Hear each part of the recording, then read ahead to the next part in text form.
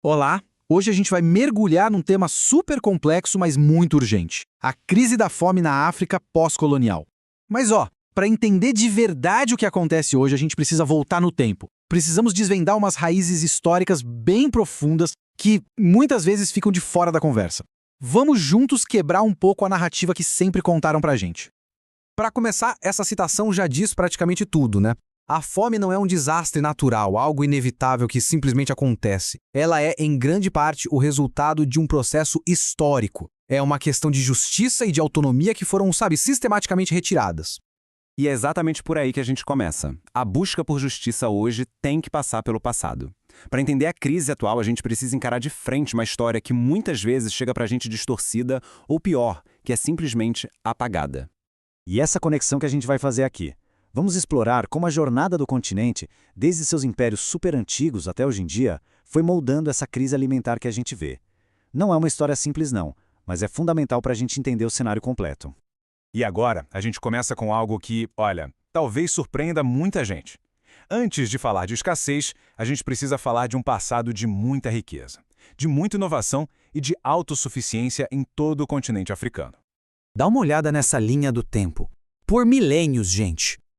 E o mais fascinante é ver os detalhes de como eles conseguiam isso. Não era sorte não. A gente está falando de engenharia avançada, de técnicas de irrigação, de um manejo incrível das cheias do Rio Nilo. A gente está falando de planejamento, com armazéns gigantes para estocar comida para os tempos de seca. E também de uma sociedade conectada, com rotas de comércio e sistemas de ajuda mútua. Era um modelo de soberania alimentar que funcionava, e muito bem.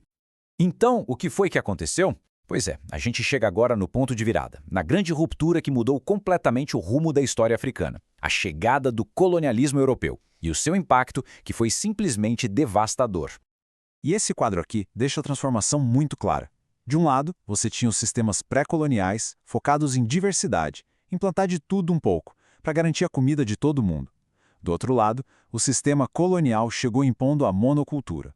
Ou seja, plantar uma coisa só, tipo algodão ou cacau, só para exportar. Isso enriqueceu a Europa, claro, mas destruiu a segurança alimentar local. A autonomia que existia foi trocada pela dependência. O grande marco desse processo todo foi a Conferência de Berlim, que ficou conhecida como a Partilha da África. Ali, eles literalmente pegaram uma régua, colocaram em cima do mapa e desenharam fronteiras, ignorando completamente os povos que viviam ali, os ecossistemas, as rotas comerciais. Essa divisão plantou sementes de conflito e instabilidade que, infelizmente, duram até hoje.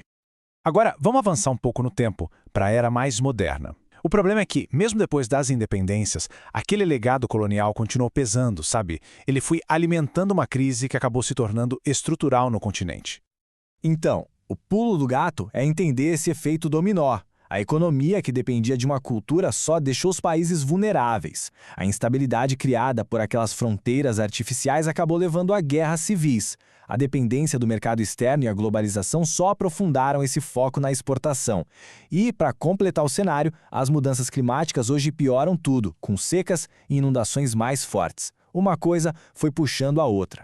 Isso tudo nos leva àquela pergunta que muita gente faz, né, e que o nosso material de origem também questiona. Poxa, com um continente tão rico em recursos, por que a fome ainda é uma realidade tão forte? Pois é, a resposta, como a gente está vendo, não é uma só. É uma combinação de vários fatores. A herança colonial que desestruturou tudo, as políticas internas que muitas vezes não ajudaram a população, os conflitos armados, um sistema econômico mundial que continua priorizando a exportação e, claro, as crises climáticas. Não tem um único culpado, mas sim um sistema de problemas que se conectam. Mas calma, a gente não vai terminar falando só de problema. Muito pelo contrário, essa análise toda aponta para as soluções. E a esperança está justamente em olhar para dentro, para as próprias raízes e para o potencial gigantesco do continente. Os caminhos para reconquistar soberania alimentar passam por resgatar o que foi perdido e adaptar para o futuro. Isso significa revitalizar práticas agrícolas que funcionavam há séculos, que são sustentáveis, como plantar várias culturas juntas, que enriquecem o solo em vez de esgotá-lo. Significa diminuir a dependência de exportação, investir em ciência e educação locais e, principalmente, valorizar os saberes ancestrais. As soluções já existem no continente, elas só precisam ser redescobertas e apoiadas.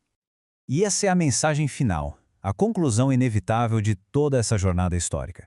A solução não vai vir de fora, com as mesmas fórmulas que criaram o problema. Ela vai vir de dentro, da valorização da história, da cultura e, acima de tudo, do povo africano.